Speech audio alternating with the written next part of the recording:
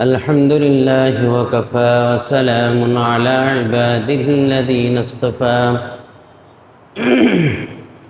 أما بعد فقد قال الله تعالى في كلامه المجيد وفرقانه الحميد أعوذ بالله من الشيطان الرجيم بسم الله الرحمن الرحيم قال رب السجن أحب إلي مما يدعونني إليه وإلا تصرف عني كيدهن أصب إليهن وأكن من الجاهلين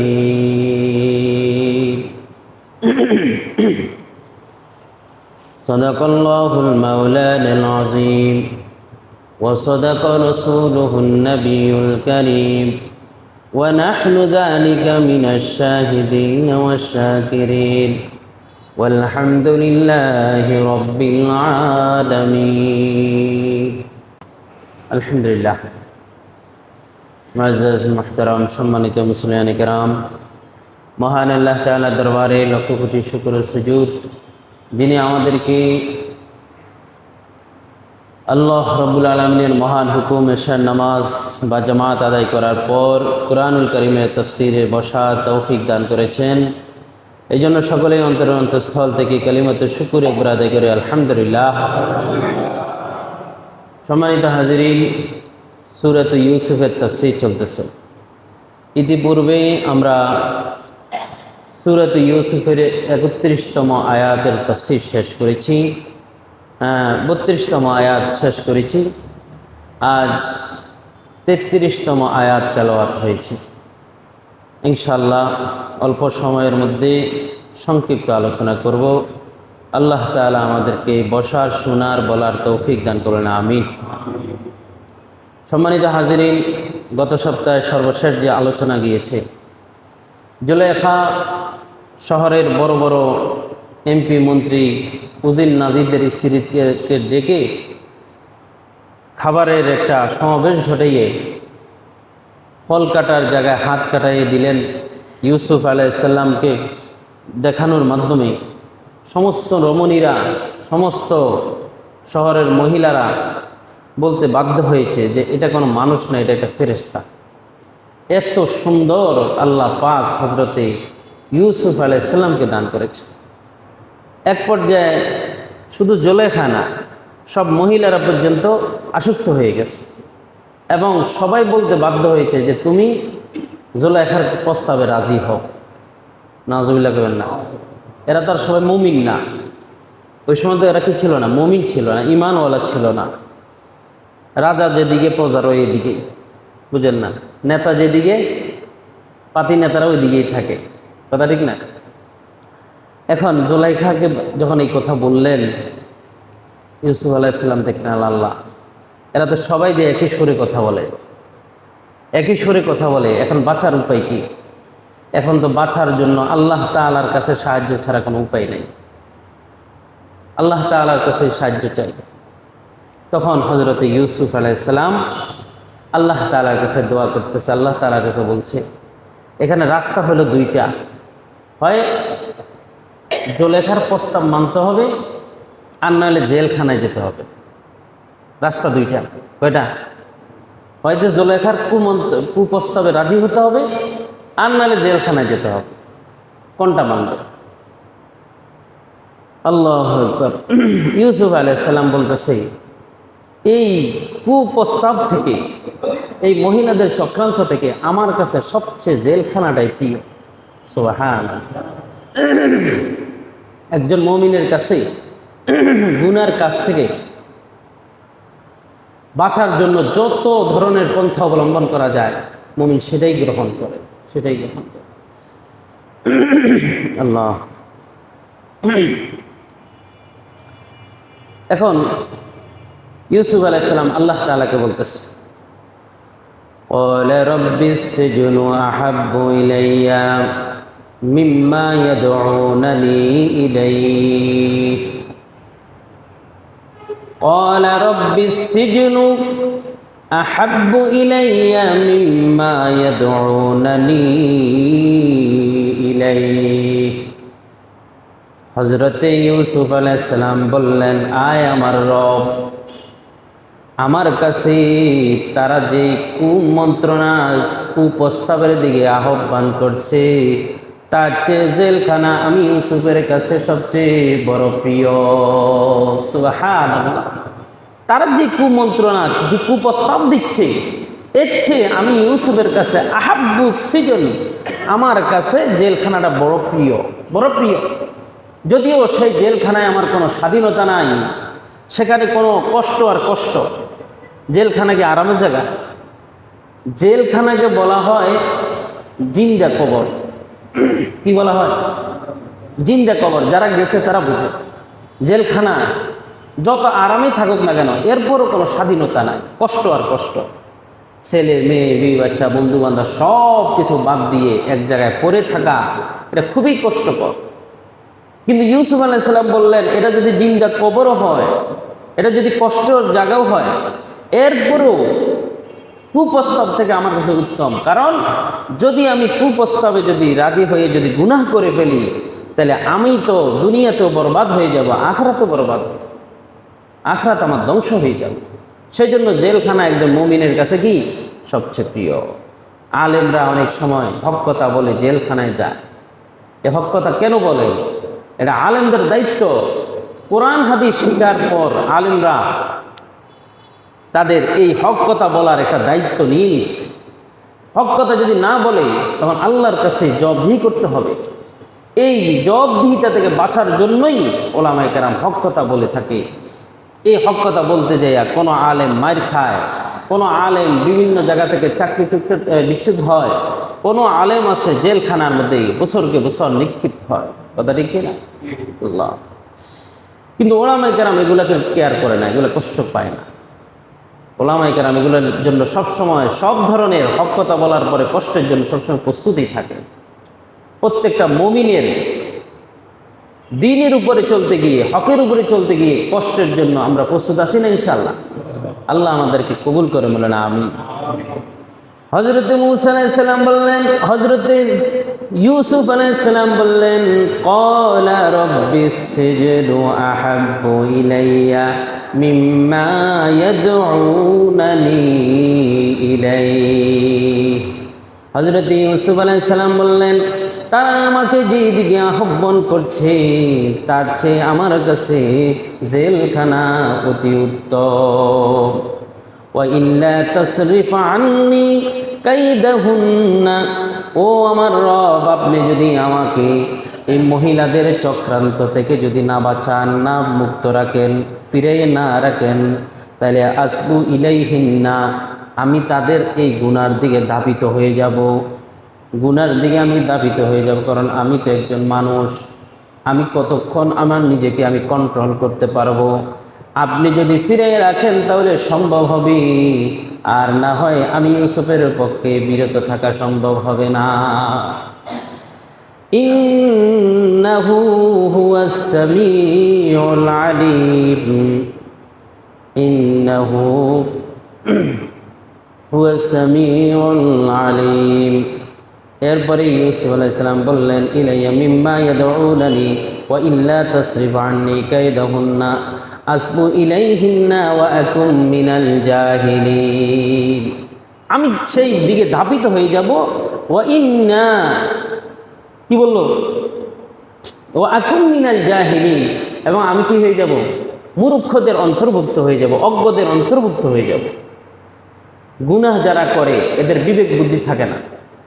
বিবেক বুদ্ধি চলে যাওয়ার পরেই কিন্তু গুনায় লিপ্ত হয়।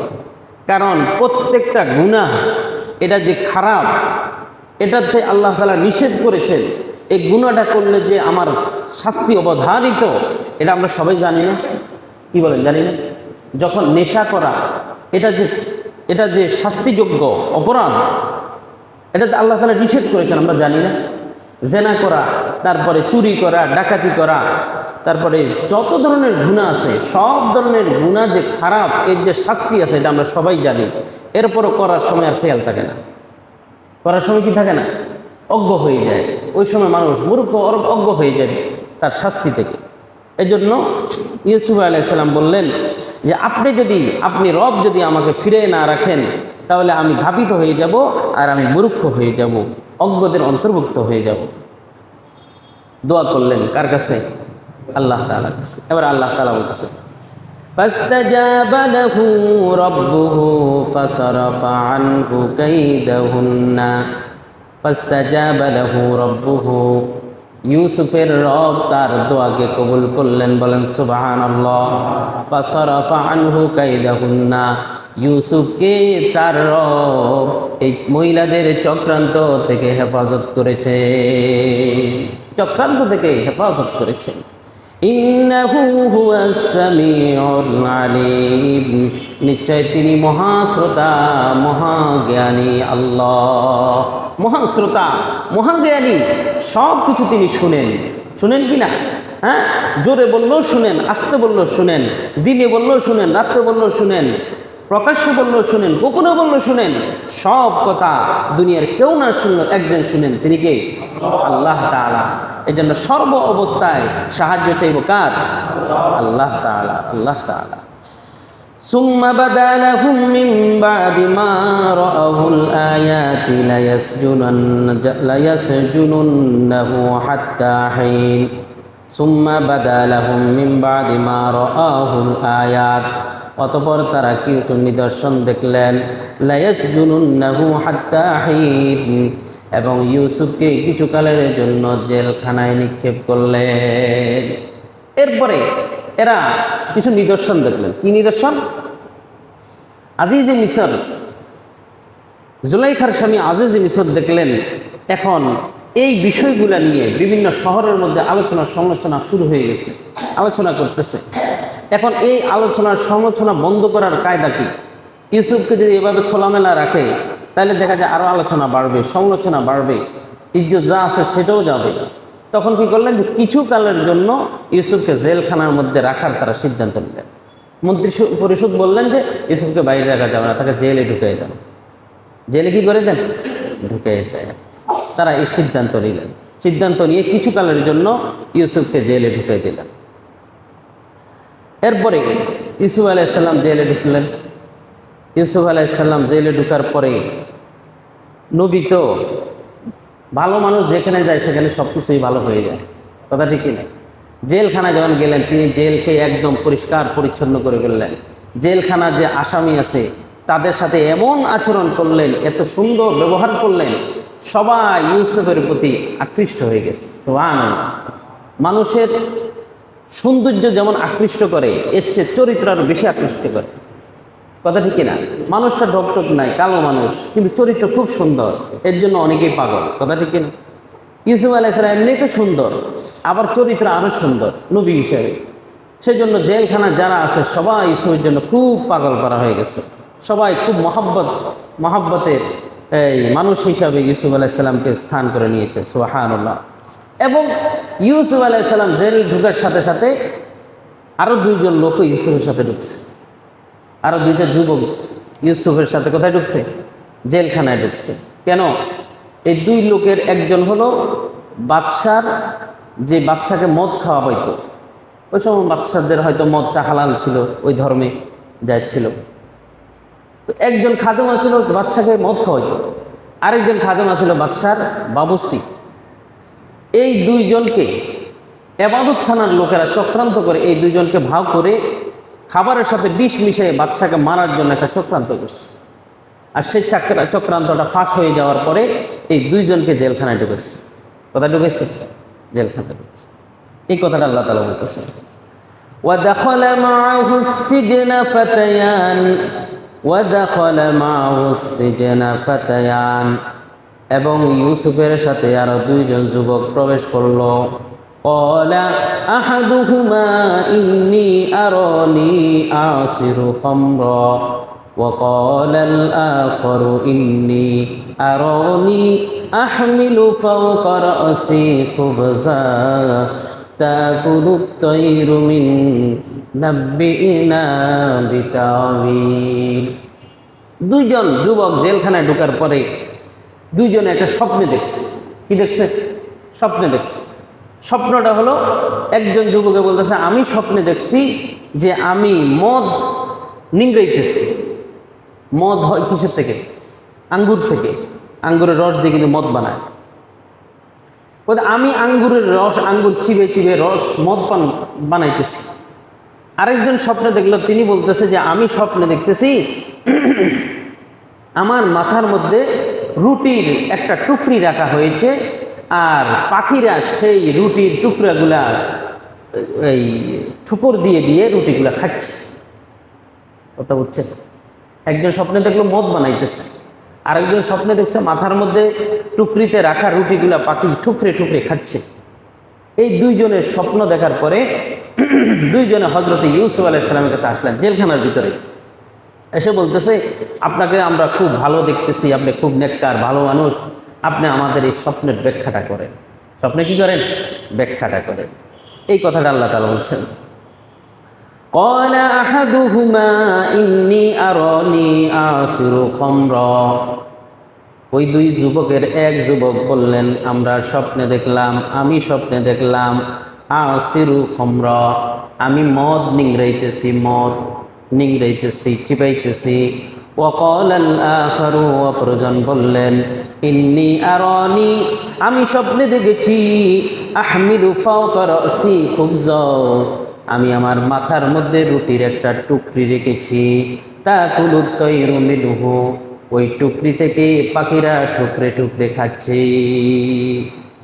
দুইজনে দুইটা স্বপ্ন দেখলেন। দেখার পরে বলতেছেন নাব্বিনা বিতাওয়িলিহি, আপনি আমাদের এই স্বপ্নের ব্যাখ্যাটা বিশেষ করে দেন, স্বপ্নের ব্যাখ্যাটা দেন। ইন্না নারাকা মিনাল মুহসিনিন, নিশ্চয় আমরা আপনাকে বড় সৎ লোক হিসাবে দেখতে পাচ্ছি। সুবহানাল্লাহ, আপনাকে আমরা বড় সৎ লোক হিসাবে, নেককার ব্যক্তি হিসাবে দেখতে পাচ্ছি। জ্ঞানী মনে হচ্ছে আপনাকে, আপনি আমাদের এই স্বপ্নের ব্যাখ্যাটা দেন। কি বলেন? জ্ঞানীকে জ্ঞানী চিনে, জ্ঞানী ব্যক্তিকে কিন্তু জ্ঞানী ব্যক্তিরা চিনে, আর জ্ঞানহীন ব্যক্তিরা কিন্তু জ্ঞানী ব্যক্তিকে চিনে না। জেলখানায় এরা যদিও বিভিন্ন এই অপরাধী ঢুকছে, কিন্তু জ্ঞানী মানুষ। এরা ইউসুফ আলাইহিস সালামের আখলাক চরিত্র দেখে চিনতে পারছে যে লোকটা খুবই জ্ঞানী। বললেন যে আমাদের এই স্বপ্নের ব্যাখ্যাটা আপনি দেন। ইউসুফ আলাইহিস সালাম বললেন ভালো কথা, এরা দুইজন যেহেতু আমার কাছে স্বপ্নের ব্যাখ্যার জন্য আসছে, তো স্বপ্নের ব্যাখ্যা দেব ঠিক, কিন্তু যেহেতু একটা সুযোগ পাইছি আমি, এই দুইটা লোক আমার এখন মুহতাজ এবং আমাকে খুব ভালো মনে করতেছে, তাদের দিলের মধ্যে এই লোক আমাকে তাদের কাছে পজিটিভ মনে হচ্ছে, মানে আমার ব্যাপারে তাদের নেক ধারণা আছে, সুতরাং একটা সুযোগ আছে দিনের দাওয়াতটা দিয়ে। সুবহানাল্লাহ। কারণ আপনি একটা মানুষের ব্যাপারে যখন আপনার সুধারণা থাকবে, তখন সে যা বলবে আপনি কিন্তু শুনবেন, কথা ঠিক না? আর একটা মানুষের ব্যাপারে যখন আপনার কুধারণা হবে, সে যত ভালো কথায় হয় এটা কিন্তু শুনবেন না, কথা ঠিক না? হ্যাঁ, তখন ইউসুফ আলাইহিস সালাম দেখলেন যে যেহেতু দুজনে আমার ব্যাপারে এদের সুধারণা, পজিটিভ ধারণা, সুতরাং এই সুযোগে আমি তাদের স্বপ্নের ব্যাখ্যা দেওয়ার আগে আমি এদেরকে কি দিয়ে দিই? দিনের দাওয়াত দিয়ে দিই। তবে স্বপ্নের ব্যাখ্যা যে দিব এটা আশ্বস্ত করতেছে এটা হযরত ইউসুফ আলাইহিস সালাম। হযরত ইউসুফ আলাইহিস সালাম বললেন قال لا تأتيكما طعام ترزقانه إلا نبأتكما بتأويله قبل أن يأتيكما। হযরত ইউসুফ আলাইহিস সালাম বললেন তোমাদেরকে প্রতিদিন যে খাবার পরিবেশন করা হয়, ওই খাবার পরিবেশন করার আগেই আমি তোমাদের স্বপ্নের ব্যাখ্যা করে দিব। সুবহানাল্লাহ করেন না? ওই যে এটা কিন্তু সাধারণ স্বপ্ন না, অসাধারণ একটা স্বপ্ন। বলছে এই স্বপ্নটা জন্য আমি তোমাদেরকে 2-3 সপ্তাহ সময়, 2-3 মাস সময় নেব না, বরং তোমাদেরকে যে খাবার পরিবেশন করা হয় এই খাবার পরিবেশন আগে আমি করে দিব, স্বপ্নের ব্যাখ্যা করে দিব। কেন? কারণ হলো তিনি বলতেছেন, যালিকুমা মিম্মা আল্লামানি রব্বি, এই ব্যাপারে আমার রব আমাকে জ্ঞান শিক্ষা দিয়েছেন। বলেন সুবহানাল্লাহ। ইউসুফ আলাইহিস সালামকে স্বপ্নের ব্যাখ্যার স্পেশাল জ্ঞান আল্লাহ তাআলা শিক্ষা দিয়েছেন। ইন্নী তারাকতু মিল্লাতা কওমিন লা ইউমিনুনা বিল্লাহি ওয়া হুম বিল আখিরাতি হুম কাফিরুন। হযরত ইউসুফ আলাইহিস সালাম এবারে তাদেরকে দ্বীনের দাওয়াত শুরু করলেন। ইন্নী তারাকতু মিল্লাতা কওমিন, আমি এমন সম্প্রদায়ের ধর্মকে ত্যাগ করেছি, লা ইউমিনুনা বিল্লাহি, যারা আল্লাহর উপরে বিশ্বাস স্থাপন করে না, ওয়া হুম বিল আখিরাতি হুম কাফিরুন, এবং পরকাল সম্পর্কে তারা অস্বীকার করে। এমন ব্যক্তিদের ধর্মকে আমি ত্যাগ করেছি যারা আল্লাহর উপরে বিশ্বাস স্থাপন করে না এবং পরকাল বিশ্বাস করে না, এদের ধর্ম আমি ইউসুফ মানি না। ওয়াত্তাবা'তু মিল্লাতা আবাই ইব্রাহিম ওয়া ইসহাক ওয়া ইয়াকুব। তারা প্রশ্ন করলো, তাহলে আপনি কোন ধর্ম মানেন? ইউসুফ আলাইহিস সালাম উত্তর দিয়ে দিলেন, ওয়াত্তাবা'তু, আমি আনুগত্য করি মিল্লাতা আবাই, আমার পিতৃপুরুষ ইব্রাহিম, ইসহাক এবং ইয়াকুবের ধর্ম। বলেন সুবহানাল্লাহ। আমি ইব্রাহিম, ইসহাক এবং ইয়াকুব এরা যে ধর্মের অনুসারী ছিল, এই ধর্মের অনুসারী আমি, এই ধর্মের অনুসরণ করে দেন। সুবহানাল্লাহ। ওরা ধর্মের মধ্যে ওদের ধর্মের বিশ্বাসটা কি, সেটা হযরত ইউসুফ আলাইহিস সালাম বললেন, মা কানা লানা আন নুশরিকা বিল্লাহি মিন শাই, মা কানা লানা আন নুশরিকা বিল্লাহি মিন শাই, আমরা আল্লাহর সাথে কাউকে শিরিক করি না, শরীক করি না, অংশীদার করি না।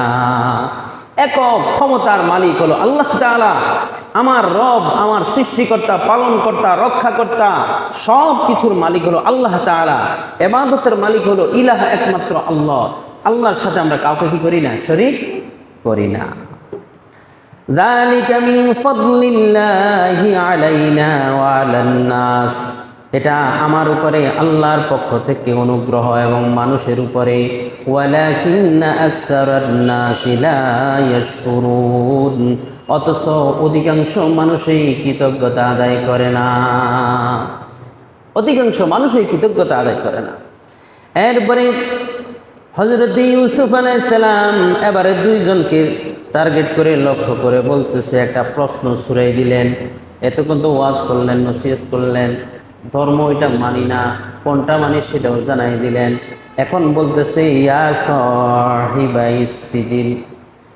হযরত ইউসুফ বললেন, ইয়া সাহিবাইস সিজিন, হে আমার কারা বন্ধুরা, আমার কারাগারের বন্ধুরা, আরবাবুম মুতাফাররিকুনা খায়র, ভিন্ন ভিন্ন অনেকগুলা রব, অনেকগুলা প্রভু উত্তম, ভিন্ন ভিন্ন অনেকগুলা প্রভু উত্তম, আমিল্লাহুল ওয়াহিদুল কাহ্হার, নাকি একজন মহা পরাক্রমশালী রব আল্লাহ উত্তম। সুবহানাল্লাহ। কয় যে ভিন্ন ভিন্ন অনেকগুলা রব উত্তম, নাকি একজনের সুপ্রিম পাওয়ার, একজনের সর্বক্ষমতার মালিক তিনি উত্তম? কি বলেন, অনেকগুলো উত্তম না একজন উত্তম? এটা প্রশ্ন করলেন। কারণ অনেকগুলার মধ্যে বিভিন্ন ধরনের কি থাকতে পারে, পেশ থাকতে পারে, কমতি থাকতে পারে, বিরোধ থাকতে পারে, কিন্তু একজনের মধ্যে কোনোদিন কি থাকে না, বিরোধ থাকে না। কথাটা কি না? কোরআনে অন্য জায়গাতে আছে, আল্লাহ তাআলা বলেন, লাউ কানা ফীহিমা ইল্লাল্লাহু, লাউ কানা ফীহিমা আলিহাতান ইল্লাল্লাহু লাফাসাদাতা, যদি আসমান জমিনে একাধিক যদি খোদা থাকতো, প্রভু থাকতো, পুরা জগৎটা ধ্বংস হয়ে যেত, ধ্বংস হয়ে যেত। কেন? মনে করেন যদি দুইজন প্রভু থাকতো, একজন প্রভু বলতো এখন দিন হবে, আরেকজন বলবে এখন রাত হবে। কথা ঠিক না? একজন বলবে এরা আমি ছেলে দিব, আরেকজন বলবে না এরা মেয়ে দিব। একজন বলবে এরা আমি ধনী বানাবো, আরেকজন বলবে এরা গরিব বানাবো। তাহলে প্রভুয়ে প্রভুয়ে খোদায় খোদায় পিটাপিটি হয়ে দুনিয়া ধ্বংস হয়ে যেত। কথা ঠিক না? এই জন্য একাধিক খোদার চেয়ে একজন শক্তিশালী খোদাই হলো উত্তম। এটা হযরত ইউসুফ আলাইহিস সালাম দুইজনকে প্রশ্ন করলেন। প্রশ্ন করলেন কি বুঝছেন তো? প্রশ্ন কি, যে ভিন্ন ভিন্ন একাধিক খোদা উত্তম, না শক্তিশালী একজন খোদা উত্তম? এরপরে তারা যাদের পূজা করে তাদের ব্যাপারে বলতেছে, মা তা'বুদুনা মিন দুনিহি ইল্লা আসমাআন সাম্মাইতুমুহা ওয়া আনতুম সাম্মাইতুমুহা আনতুম ওয়া আবাউকুম মা আনজালাল্লাহু বিহা মিন সুলতান।